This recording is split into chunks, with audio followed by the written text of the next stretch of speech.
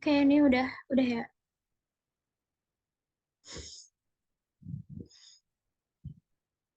Udah kan?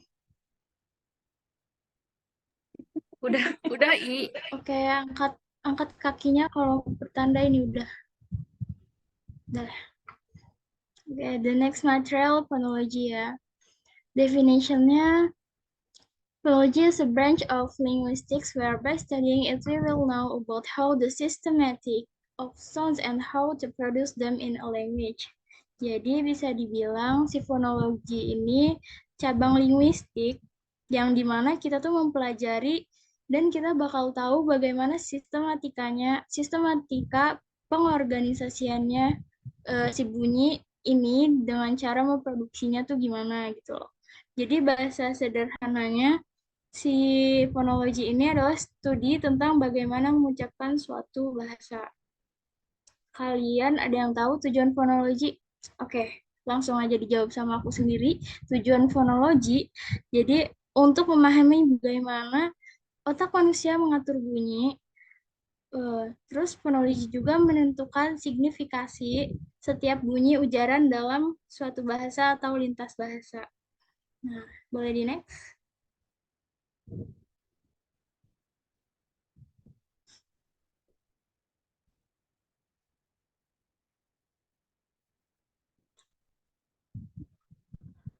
Di sini ada contoh fonologi di dalam linguistik. Yang pertama, belum Bang, Bang.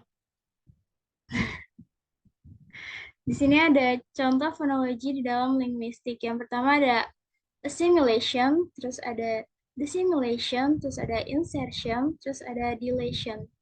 Di next.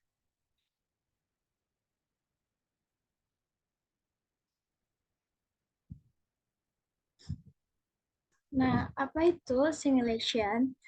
Jadi assimilation atau asimilasi adalah proses mengubah suatu ciri suatu bunyi agar serupa dengan ciri lainnya.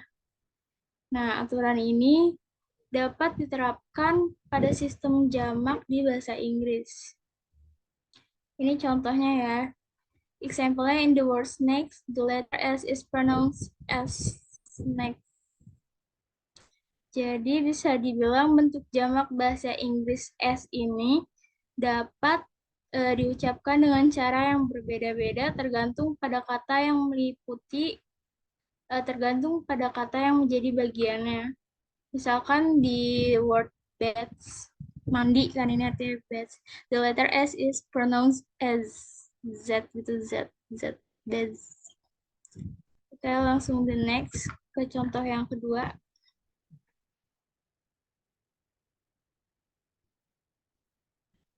Nah, di sini yang kedua ada dissimilation. Disimilasi itu apa ya? Jadi disimilasi merupakan proses mengubah satu fitur suara menjadi berbeda. Nah, jenis aturan ini membuat dua bunyi lebih dapat dibedakan. Ini dapat membantu penutur non-pribumi mengucapkan kata-kata. Ini misalkan si chimney, chimney itu kan cerobong asap ya. Jadi pengucapannya tuh chimney, chimney, chimney, chimney. Jadi kayak M sama N-nya itu kayak jadi L gitu loh. Nah, terus yang ketiga ada insertion. Si insersi ini merupakan proses menambahkan suara ekstra di antara dua suara lainnya. Nah, misalkan kita tuh biasanya menyisipkan tanda berhenti tak bersuara di antara sengau dan frikatif. Sengau dan frikatif. Tak bersuara untuk memudahkan penutur bahasa Inggris mengucapkan sebuah kata. Ini misalkan ada contohnya strength. Jadi si strength-nya ini kayak strength kayak ada k-nya gitu loh, ada unsur k-nya. Terus yang sampel yang kedua tuh hamster kan. Jadi hamster. Jadi M sama S-nya tuh kayak seolah jadi P gitu loh. Pokoknya ada bisa dibilang apa ya? Ada unsur P-nya gitu di hamster. Oke, terus yang selanjutnya boleh di next. Nah, ini ada dilation. Dilation is the process of not pronouncing a sound, consonant, vowel, or vowel syllable present in a word or phrase to make it easier to say. Jadi dilation tuh penghapusan. Penghapusan merupakan proses tidak mengucapkan bunyi, tanda kurung, konsonan, vokal, atau itu suku kata. Hadir dalam sebuah kata atau frasa agar lebih mudah diucapkan. Misalkan dalam kalimat ini you and me, normalnya you and me kan. Jadi kayak you and me, you and me. Terus yang him, dilation H-nya tuh jadi im. Terus yang F juga fifth, jadi fifth gitu, kurang lebih gitu. Oke, the next material kita serahkan kepada Muti.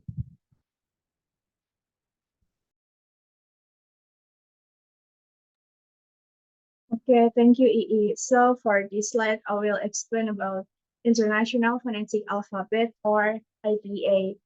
So in phonology, we understand how the sounds are used in particular language in order to convey meaning.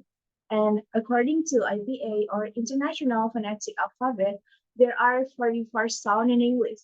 So there are 20 vowel sounds, which consists of 12 monophthong and 8 diphthong, and also 24 consonant sounds, which consists of 16 easy, 6 scary, and 2 confusing.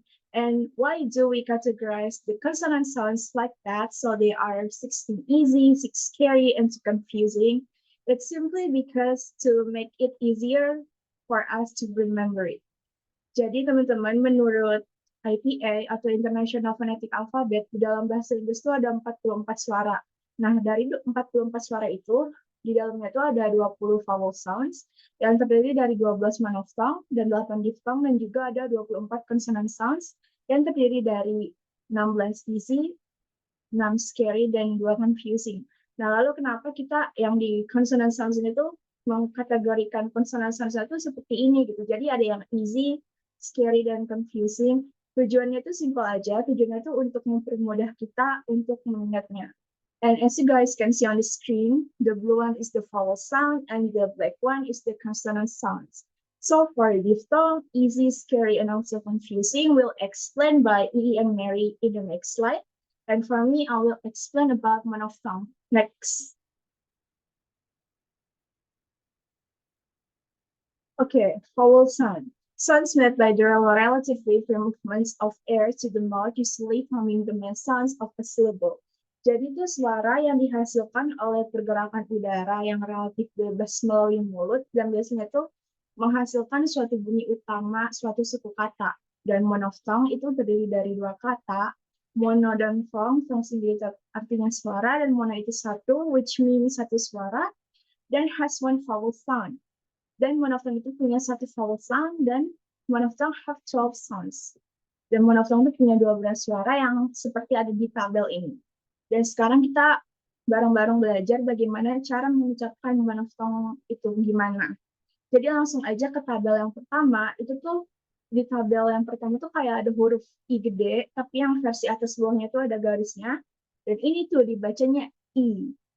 I. Contoh katanya itu ada big, ship, swim.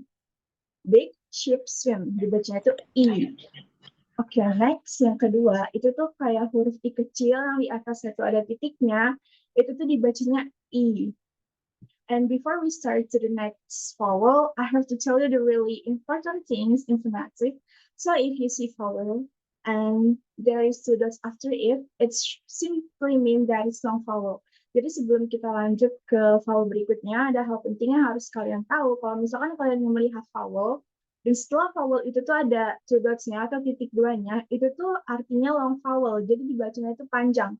Jadi yang tabel kedua itu, karena ada titik duanya yang artinya long vowel, maka dibacanya itu panjang. Jadi dibacanya itu I. I.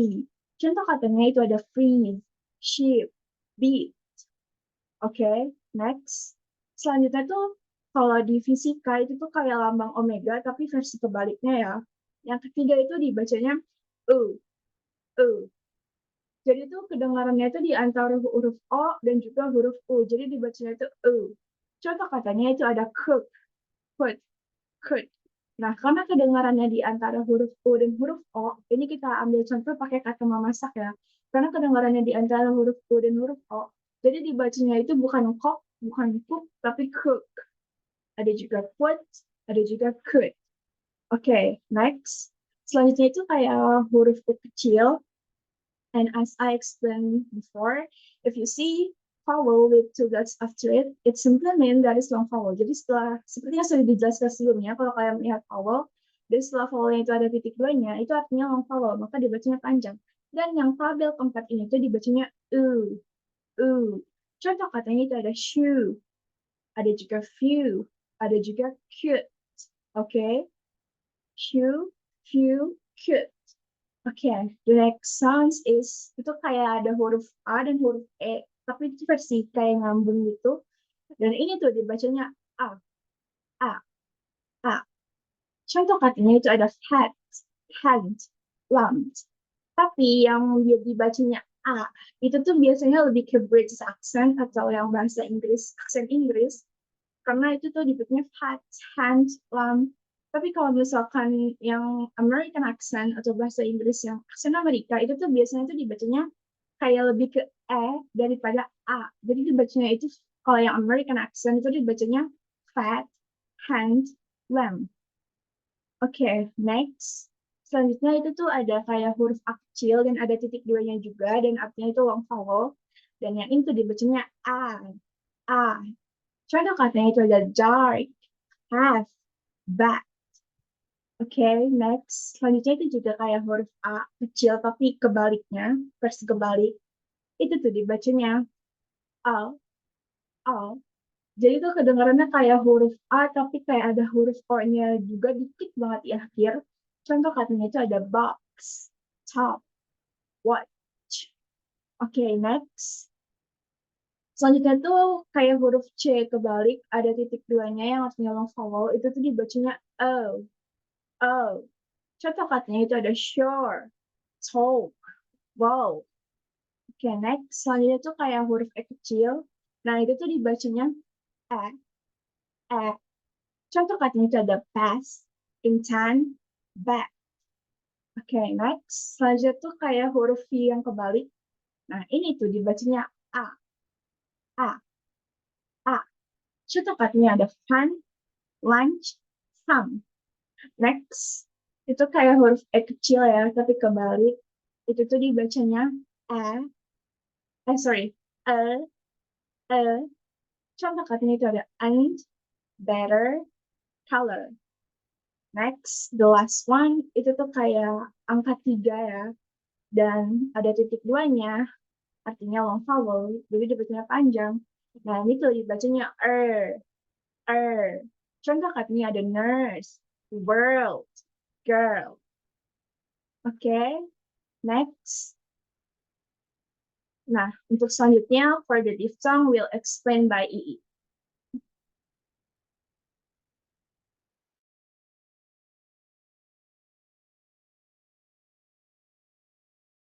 Oke, diphthong. Jadi the next material is diphthong. Ada yang tahu diphthong ini apa? Oke, langsung aja saya jelasin. Diphthong ini merupakan gabungan dari dua vokal monoftong tadi. Misalkan ini ada E sama I jadi E gitu kan.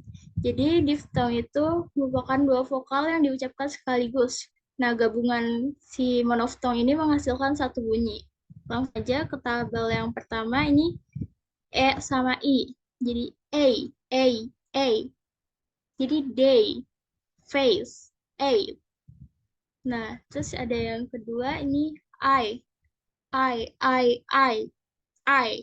Ini contohnya damai. Terus ada fine. Terus yang ini di bunyikannya oi gitu. Disebutnya oi gitu.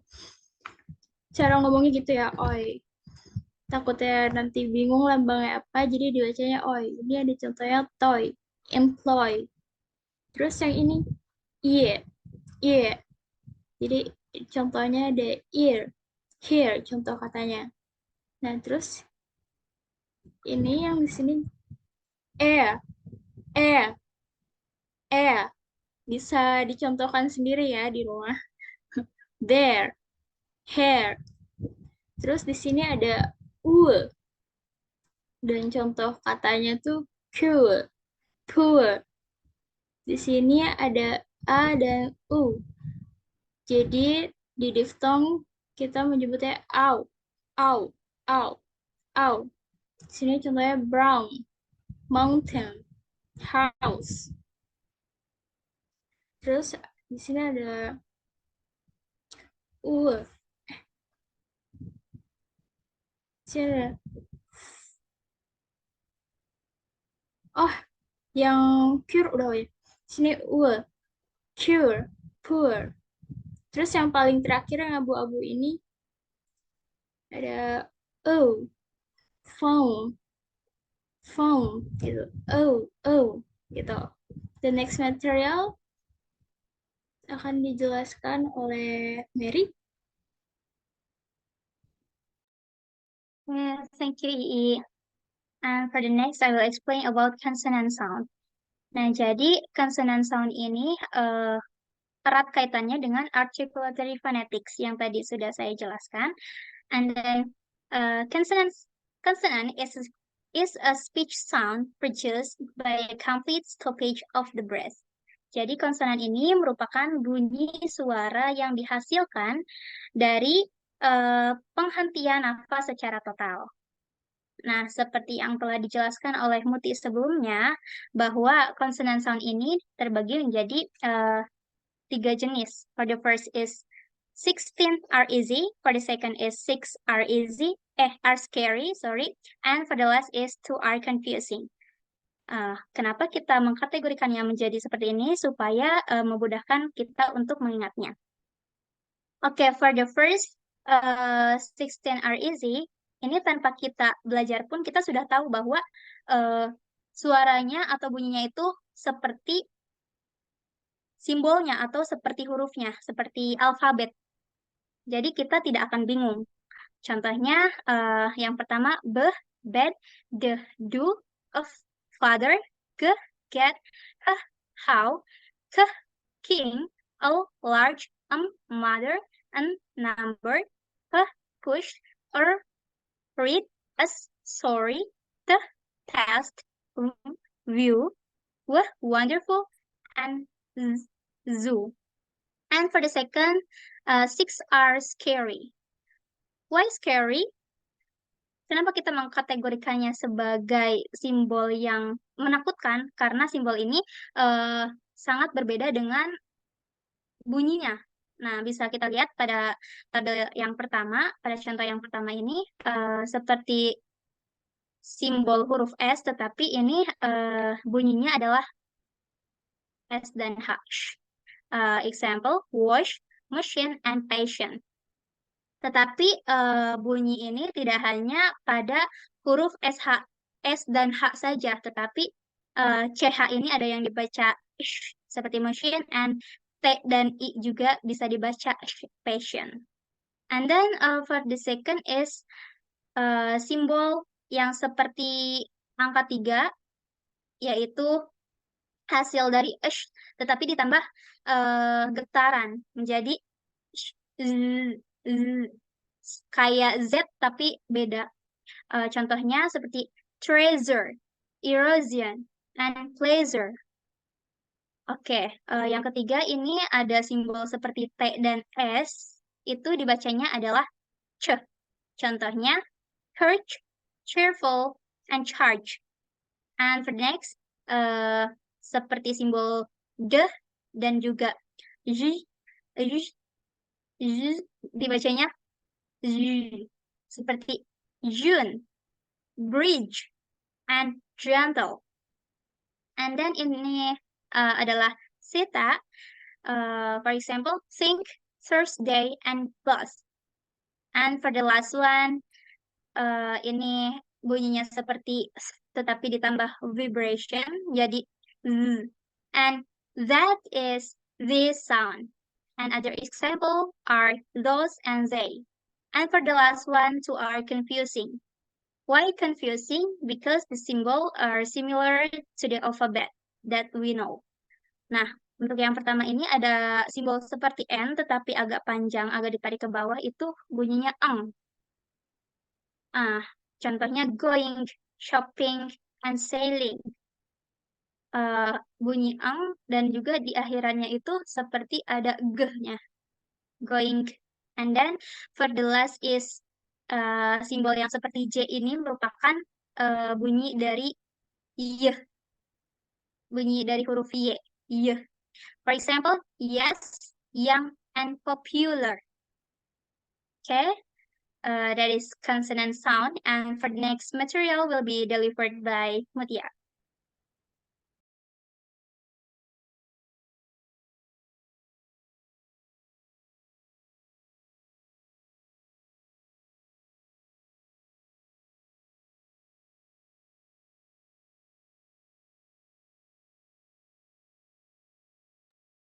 And next slide, please.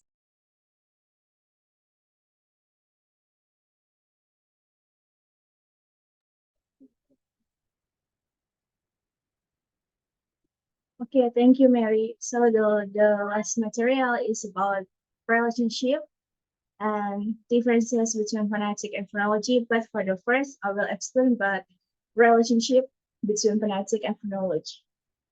So relationship between phonetic and phonology is long been debated because both of them, phonetic and phonology, share a common interest in the sounds of human languages. Jadi hubungan antara fonetik dan fonologi itu sebenarnya sudah lama menjadi bahan perdebatan, teman-teman. Karena baik keduanya, fonetik dan fonologi itu sama-sama mempelajari, mempunyai kesamaan minat, yaitu sama-sama mempelajari suara di setiap bahasa manusia. And because phonetic and phonology are often differentiated in terms of concrete phonetic scale versus abstract phonological features. Selain itu juga fonetik dan fonologi itu juga sering kali dibedakan berdasarkan skala fonetik yang konkret dengan ciri dari fonologi yang abstrak.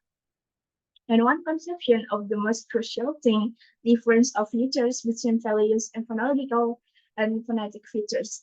Jadi ada juga satu konsepsi krusial yang membedakan bahwa fonetik dan fonologi itu berdasarkan ciri dan juga nilai dari fonetik dan fonologi tersebut. Okay, next.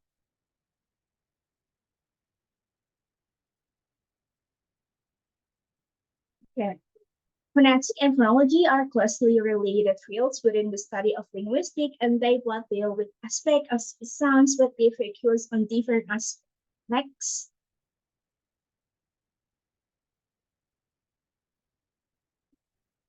So, phonetic is the study of the physical properties of speech sounds. It examines how sounds are produced, transmitted, and perceived.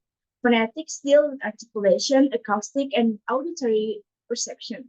It is concerned with the detailed description and classification of all possible speech sounds in different languages. Jadi intinya fonetik itu adalah studi tentang sifat bunyi, jadi bagaimana bunyi itu bisa diproduksi, ditransmisikan, dan juga diterima. Dan fonetik itu juga berkaitan dengan artikulasi, akustik, dan juga persepsi pendengaran. Meanwhile, phonology, next.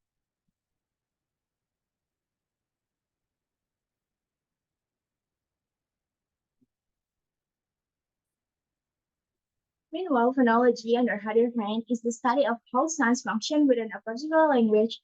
It is concerned with the abstract mental presentation of speech sounds and how they are used to convey meaning in a specific linguistic system. Nah, sedangkan fonologi ini secara singkatnya saja ya. Intinya fonologi itu adalah studi tentang bagaimana suara itu tuh bisa berfungsi di suatu bahasa tertentu gitu. Next.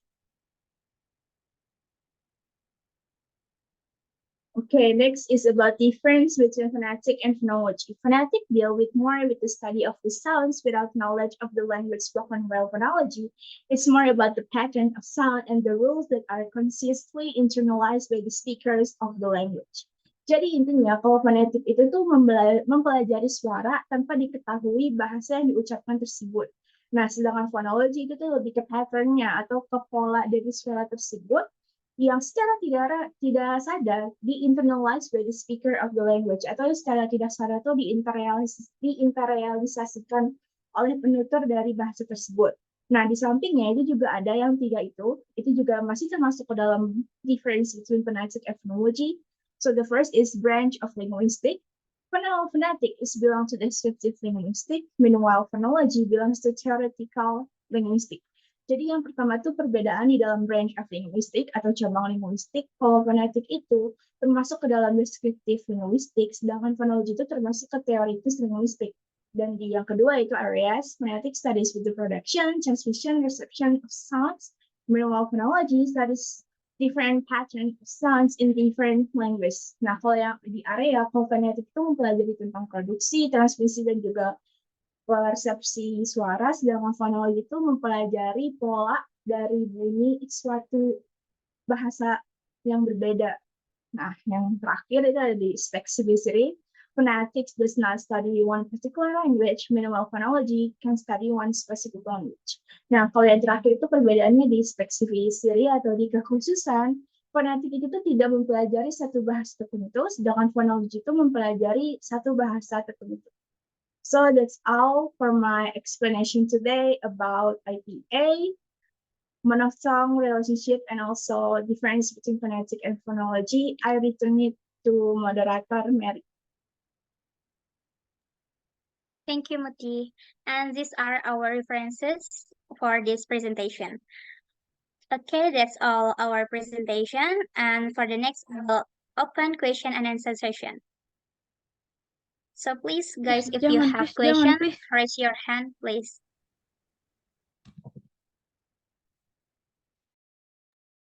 Kalau mau ada yang nanya, silakan raise hand terlebih dahulu ya.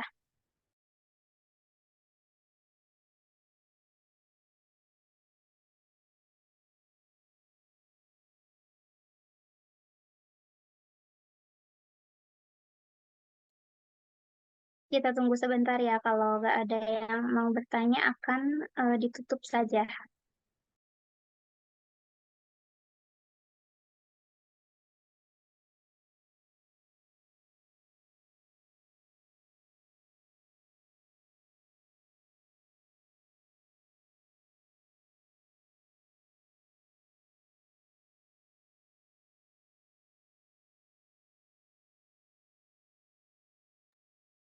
Baik, sepertinya tidak ada pertanyaan ya dari teman-teman, dan sepertinya teman-teman sudah memahami materi mengenai phonetic and phonology. Maka dari itu, kami akan menutup presentasinya. Okay, that's all from us. Thank you for your attention, and we apologize if we made mistakes in our presentation. Wassalamualaikum warahmatullahi wabarakatuh. Thank you. Good night. Assalamualaikum warahmatullahi wabarakatuh. Mary. Thank you, Mary. Terima kasih semua. Thank you all. Thank you, Mary.